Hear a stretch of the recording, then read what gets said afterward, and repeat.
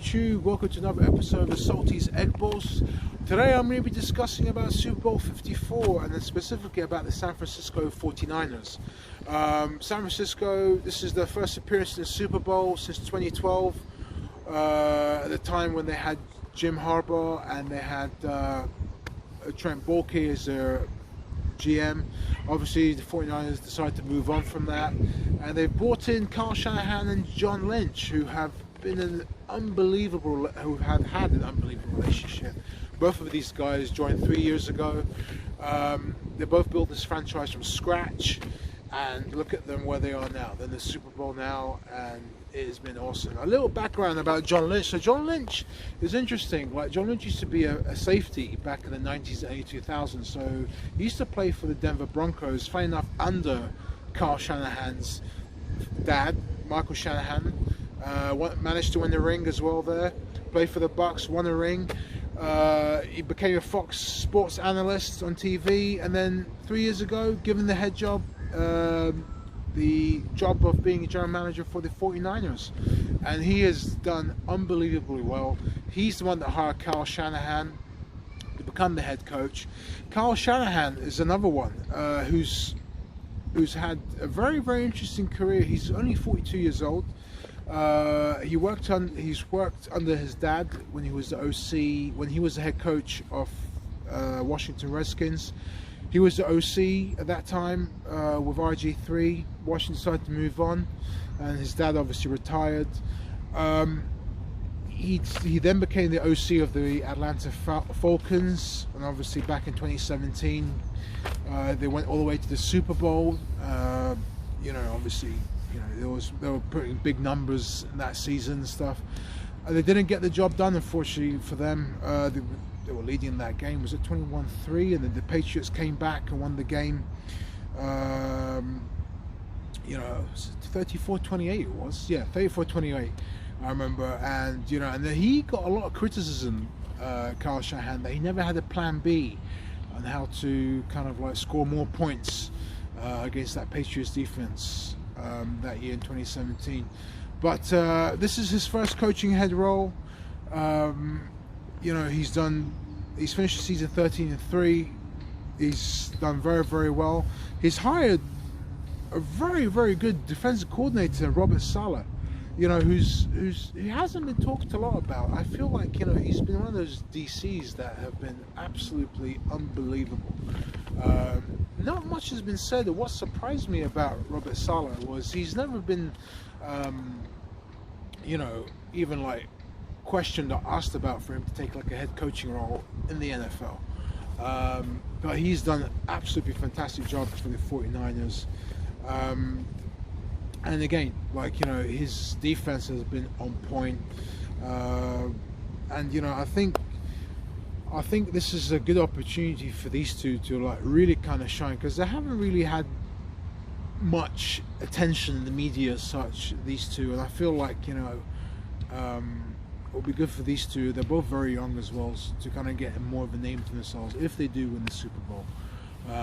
To get where they're at though, to get where they are now though, has been absolutely unbelievable. So let's talk about the San Francisco offense. So the San Francisco offense is really interesting. Obviously they traded for Jimmy Garoppolo from the Patriots. He's won 2 rings as a backup for the Patriots, and he set them very well over the 49ers actually. Even though he's only threw for 8 passes in the NFC Championship game against the Packers 2 weeks ago. But as you can see, the 49ers depend very heavily on their running game, and their running game is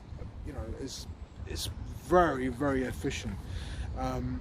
In my opinion, their star running back is probably Raheem Mostert. Now, an interesting story about Raheem Mostert: he was an undrafted free agent in 2015. He didn't get drafted in the NFL. He became a free agent with the Eagles. Got cut. The Eagles went with Miami. From Miami he went to the Ravens, and then from the Ravens he went to the Dolphins, and that was all literally in 1 year in 2015. And in 2016 he ended up at the Jets practice squad, and with the Bears ended up signing in for the 49ers, and at the 49ers he has lit it up big time. Credit to him. And Raheem Mostert himself said, he goes, every time I go into a game, I know I want to get confident and I want to, like, you know, kind of get my game going. He says, I always look at the teams that cut me. And then he looks at the list of teams and he goes out there and plays the game. Respect to that. You know, it's not every day that you hear players getting cut by, like, you know, hundreds and hundreds of clubs from what he's been cut by. You know, there's actually half the league in there from the list I've just stated, and making it to the Super Bowl and being the star running back. So credit to Raheem, he's done an amazing job. You know, and especially in the NFC Championship game, he was on fire. Absolutely on fire. Another running back they have also is actually Matt Breida, who's also been pretty solid for them. Tevin Coleman's another one as well. You know, good running weapons for them on the 49ers running back as well. So he's got loads of options. Explains why Jimmy Garoppolo never threw the ball. Of course, there's, in my opinion, their star player on offense is tight end George Kittle, who is an absolute beast. I mean, we talk about Kelsey, how good he is in the Chiefs offense, but I think Kittle, man, he has been awesome, man. This guy has been, like, you know, has been really good. He's had some, like, tough games too, and he plays against some tough defenses and he gets the job done. Respect to that, man.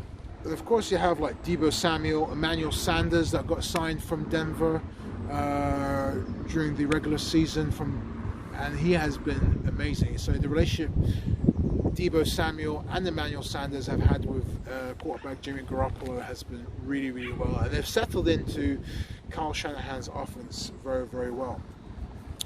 On the defensive side of the ball, of course, is famous for quite a few players in their defense, and they've had a real lights out D.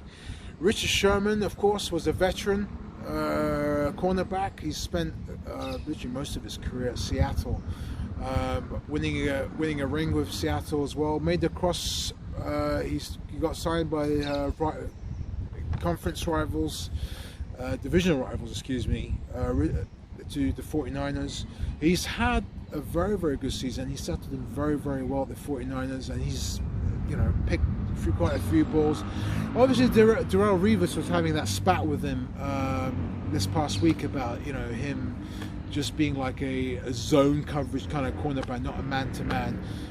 To be fair, I think that's a bit harsh, because at the end of the day, you know, as an NFL player, you do kind of play your game, but also you listen to what the coaches want you to play, how you play. And obviously he's just doing what Salah is telling him to do, and, you know, Salah obviously likes playing a deep zonal coverage kind of game, and that's what he does. And Sherman, credit to him, man, he's settled very well. Their defensive front four for the Niners have been really good. Eric Armstead, 10 sacks this year, you know. He's had a lights out season. Nick Bosa, another guy, 9 sacks. This is his rookie year, and he has been a beast on defense. Nick Bosa, the amount of tackles he's done, he's been an absolute nuisance, you know, for opposing offenses that play against the 49ers. He has been playing lights out.